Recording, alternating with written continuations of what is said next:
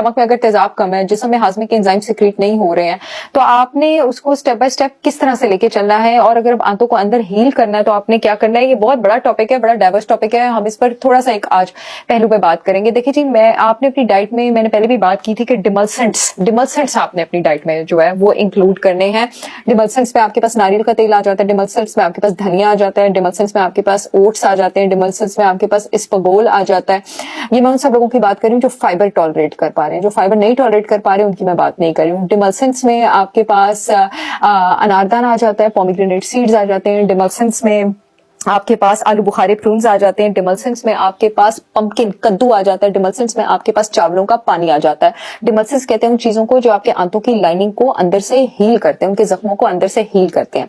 इसके अलावा एक बड़ा बेहतरीन डिमल्सेंट है आपके पास ग्लूटामीन। ग्लूटामीन प्रोटीन आपके पास जिन हिस्सों से बनती है उनको अमीनो एसिड्स कहते हैं। ग्लूटामीन हमारा जिस्म बनाता है, और इसको आप अगर आपकी बॉडी में कोई इंजरी नहीं चल रही है तो बाहर से अगर आप नॉर्मल मिकदार में भी लें तो इसके एक्स्ट्रा सप्लीमेंटेशन की जरूरत नहीं है। लेकिन जिन लोगों को हाजमे का मसला है, इवन कि जिन लोगों को एलर्जीज रहती है, इन्फेक्शन रहती है, कोई बर्न इंजरी हो गई है, ट्रॉमा हो गया है, मसल बिल्डिंग करें, उन सबको ग्लूटामीन का सप्लीमेंट लेने की जरूरत है, क्योंकि अब उनको एक्स्ट्रा हेल्प चाहिए। ग्लूटामीन इतना स्ट्रॉन्ग हीलर है आपकी आंतों की लाइनिंग का, और मैंने अपने इतने सारे पेशेंट्स जो आईबीडी, अल्सर्स और जिनको डाइजेस्टिव डिसऑर्डर्स थे उनकी रेसिपीज में ग्लूटामीन इंक्लूड किया, और उससे उनको जबरदस्त रिजल्ट्स नजर आए हैं। जो आंतें आपके सुराख जो लूज हो जाते हैं ना, जो बाहर को निकलना शुरू हो जाता है, खाना और इम्यून रिएक्शन होता है, ग्लूटामीन उन सुराखों को हील करता है आपके पास। इसको एक तो आपने डाइट के साथ लेना होता है, इसकी स्टार्टिंग डोज आपके पास 2000 मिलीग्राम होगी, और इसको आप मील के साथ लेते हैं ताकि जिसम में बेटर एब्जॉर्ब हो। फिर आहिस्ता आहिस्ता अपने डॉक्टर के मशवरे से आप इसको पहले 2000 मिलीग्राम ट्वाइस अ डे लेते हैं, फिर आप 5000 मिलीग्राम इसको ट्वाइस अ डे पर लेके जाते हैं। एक और डिमल्सेंट जो आपकी डाइट में इंक्लूड होना चाहिए, कोकोनट ऑयल। मैंने इसलिए कहा है आपको क्योंकि कोकोनट ऑयल एक तो आपने खाली पेट लेना है, 1 टेबलस्पून निहार पेट। आप चाहे तो मेरा भी ऑर्डर कर सकते हैं, एक्स्ट्रा वर्जिन कोल्ड प्रेस में लिंक कमेंट सेक्शन में दे दूंगी। पूरे पाकिस्तान में शिपमेंट हो रही है। वो एंटी माइक्रोबियल होता है, जिस्म से आपके पास जब ये गंदे बैक्टीरिया वायरसेस, क्योंकि इस वक्त आपका जिस्म थ्रेट में बाहर निकलेंगे तो उससे ज्यादा बेटर आपके पास क्या चीज हो सकती है। और दूसरा, क्योंकि इस वक्त आपके हाजमे का सिस्टम अच्छा काम नहीं कर रहा, तो आपको कोई ऐसी चीज चाहिए जो आपको इंस्टेंट एनर्जी प्रोवाइड करे। जो नारियल का तेल होता है उसमें मीडियम चेन ट्राइग्लिसराइड्स होते हैं। मीडियम चेन ट्राइग्लिसराइड्स को पूरे रास्तों से गुजरने की जरूरत नहीं होती है जिस्म को एनर्जी प्रोवाइड करने के लिए। वो सेल के अंदर डायरेक्ट एंटर करते हैं, उसको किसी पाथवे की जरूरत नहीं होती और वो एनर्जी प्रोवाइड कर देता है। अगली चीज है आपके पास देसी घी यानी क्लैरिफाइड बटर। जिन लोगों को दूध की प्रोटीन से एलर्जी है, या लैक्टोज से एलर्जी है, या हाजमे का कोई भी डिसऑर्डर है, उनके लिए खुशखबरी ये है कि वो देसी घी ले सकते हैं। देसी घी आपके पास जिस प्रोसेस से बनता है उसमें आपके पास लैक्टोज और केजीन जो है दोनों निकल जाता है। और ये मैं लेने का क्यों कह रही हूँ, उसको मैं डिमल्सेंट क्यों कह रही हूँ। देसी घी में आपके पास शॉर्ट चेन फैटी एसिड्स होते हैं, आपके पास ब्यूटारिक एसिड जिसको कहा जाता है।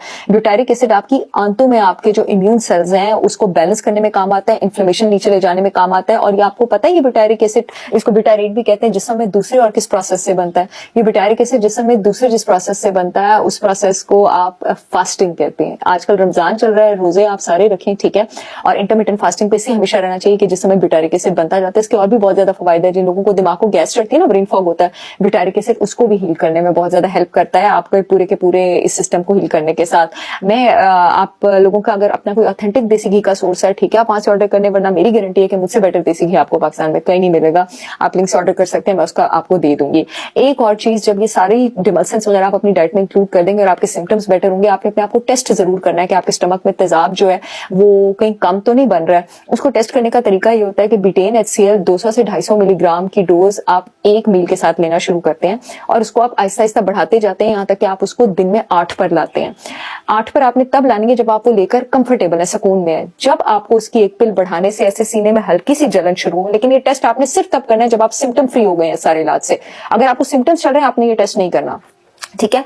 अब जैसे ही आपको डिस्कंफर्ट होती है, आप अपनी पिल की डोज 1 कम कर लेते हैं। अब इस टेस्ट का क्या मकसद है, जितनी पिल्स आपको चाहिए थी जब तक आपको डिस्कंफर्ट शुरू नहीं हुई, जब तक आप सुकून में थे पिल्स के साथ, उसका मतलब है उतना ही ज्यादा तेजाब स्टमक पे कम है, उतना ही ज्यादा आपको हाइपोक्लोराइड्रिया है। मेरे पेशेंट्स 8 पिल्स तक गए हैं, और उसके बाद 4-5 पिल्स तक गए हैं। 4-5 पिल्स के बाद थोड़ा प्लेटोस्टेटिक हो जाता है, 2 पिल्स और फिर पिल्स भी उनकी खत्म हुई है, यानी स्टमक का तेजाब उनका नॉर्मल भी हुआ है। बेटर है कि ये वाला टेस्ट आप किसी डॉक्टर, जैसे मेरे क्लाइंट्स मेरे मशवरे से करते हैं, उनके साथ करें।